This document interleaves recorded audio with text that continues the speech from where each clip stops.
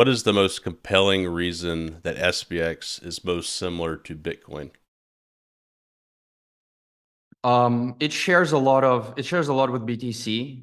First of all, SPX right now reminds me of BTC in like 2013, 2014, 2015, where it has these like cypherpunk and cyberpunk undertones and aesthetics. It is like very countercultural. It is kind of against the modern zeitgeist in a way. It is um, also, in my opinion, what BTC did to gold, I think SPX 6900 is doing to GME, essentially like a 10x improvement in its product, right?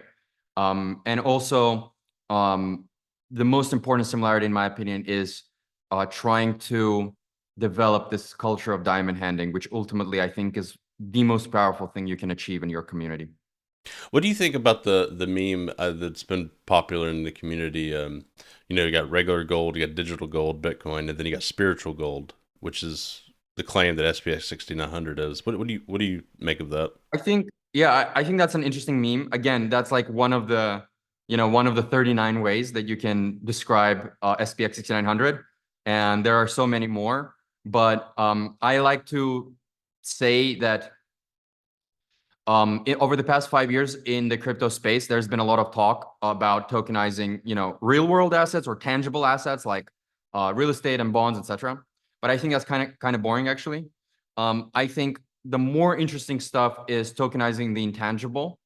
And even though to many it's going to sound like a bit woo-woo, I Mm. think what SPX is doing is like an early glimpse into tokenizing spirituality, tokenizing community, tokenizing belief, tokenizing faith, um, tokenizing ideology. And essentially, these are more intangible things that you can't physically touch, but are nevertheless, in my opinion, are very valuable. And one of the 10 reasons why I think we're early is because you kind of need to be open-minded slash visionary slash a bit schizo in order to grasp what's going on here. We're essentially tokenizing the intangible, and a lot of like cynical and nihilistic people in suits, they're like, oh, what is this? This is like, this is air, this is meaningless, etc.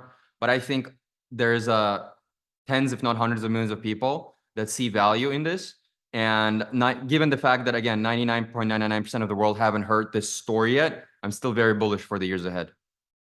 Yeah, it's. I mean, I've spoken to a lot of people on the podcast, and recently someone said that they have found meaning, and I've heard that a lot actually, purpose and meaning. But they went a little bit farther and said it's given them a belief system. They went that far with it, and they said they didn't have a good moral framework to the world. They were like 24, 25, and this has given that to them from the a lot of the you know the core values of the community. I just thought that was powerful, and it was the first time I heard somebody go that far with it. Like it gave them things to live by. Exactly, exactly. And the market for spirituality is actually one of the biggest markets in the world, and a lot of people don't understand how big this market is. So, um, it's really huge, and that's the market we're going after. And I think SPX 6900 is best positioned to provide exactly those kinds of intangible services to people. And there's no reason why it can't go to hundreds of billions and trillions. The interesting thing is, it's I think the capture of value from a spiritual perspective, the decline in spirituality is exactly why SPX will succeed. If everyone was still involved in organized religion, I don't think there would be as much to capture there. So Absolutely. yeah, It's I think it's a SPX 6900 is a symptom of a spiritually decaying society. And it's like an escape hatch for people that actually want to believe in something.